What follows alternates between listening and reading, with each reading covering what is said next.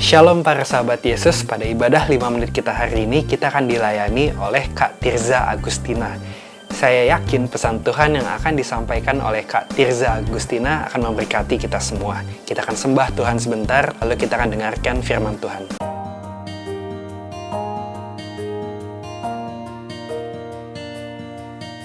Kasih-Mu,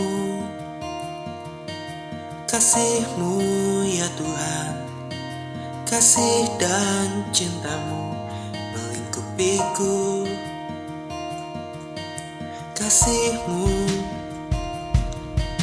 kasih-Mu ya Tuhan, kasih dan cinta-Mu melingkupiku. Tak terbayang hidupku tanpa kasih-Mu. Kau jagai setiap langkah hidupku. Takkan ku mengerti kasih-Mu padaku. Hanya ini yang ku bisa memuji dan menyembah. Shalom semuanya, puji Tuhan, nama saya Tirza Agustina. Saya hari ini akan sharing sedikit tentang kebenaran firman Tuhan, yaitu iman di tengah krisis. Nah teman-teman sekalian, ada satu perikop di Alkitab yang sangat menarik, yaitu bagaimana saat itu murid Yesus itu bertolak terlebih dahulu ke seberang mendahului Yesus ke Betsaida. Tapi yang menarik saat itu ketika mereka dalam perjalanan mereka menemukan yang namanya angin sakal atau badai, teman-teman. Nah, pertanyaannya yang menarik adalah di mana sih Yesus saat itu? Di mana Yesus saat itu? Kenapa Yesus saat itu nggak menolong mereka? Apakah Yesus nggak tahu? Yuk kita sama-sama coba lihat sama-sama di Markus 6 ayat yang ke-46. Setelah ia berpisah dari mereka, ia pergi ke bukit untuk apa? Untuk berdoa, teman-teman. Jadi hari ini ternyata saya percaya bahwa Yesus saat ini sedang berdoa untuk setiap kita, sedang berdoa untuk setiap masalah, situasi, kondisi kita. Yesus nggak duduk diam, teman-teman, tapi Yesus mengawasi kita. Yesus terus mendoakan setiap kita. Nah, kemudian dilanjutkan ayat yang 47. Ketika hari sudah malam, perahu itu sudah di tengah danau, sedang Yesus tinggal sendirian di darat.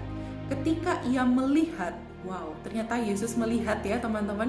Ketika ia melihat betapa payahnya mereka mendayung karena angin sakal, maka kira-kira jam berapa? Jam 3 malam. Ia datang kepada mereka berjalan di atas air dan ia hendak melewati mereka. Teman-teman, saat itu para murid mengalami yang namanya krisis itu pada waktu hari itu menjelang malam, teman-teman. Itu artinya pada pukul berapa? Kalau kita coba hitung-hitung, kita bayangkan mungkin pukul 6 sore, benar ya? Tapi saat itu ternyata Yesus baru datang menemui mereka, itu pukul 3 malam, teman-teman. Jadi ada selang waktu selama 9 jam, mereka itu bergumul di tengah badai, di tengah angin sakal itu. Tapi teman-teman, yang menariknya lagi di ayat ini dikatakan bahwa ia hendak apa? Melewati mereka. Wow. Dan mungkin saat ini mungkin banyak dari kita juga berkata demikian. Oh, mungkin Tuhan ini kok jahat ya. Kok sepertinya orang di sebelahku ditolong Tuhan.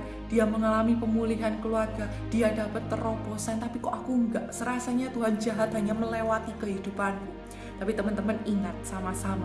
Mungkin hari ini kita belum melihat tangan pertolongan Tuhan. Kita belum melihat tangan Tuhan. Tapi yuk sama-sama kita percayai hati Tuhan, yaitu hati Tuhan apa? Hati yang mau mengasihi kita, hati yang mempersiapkan masa depan yang baik untuk setiap kita. Amin.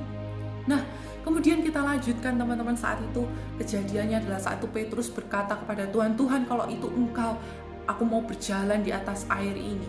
Dan saat itu mujizat terjadi, teman-teman. Petrus bisa berjalan di atas air. Tapi yang sangat menarik, teman-teman, saya mau bertanya, kapan badai atau krisis itu berhenti? Kapan badai itu berhenti?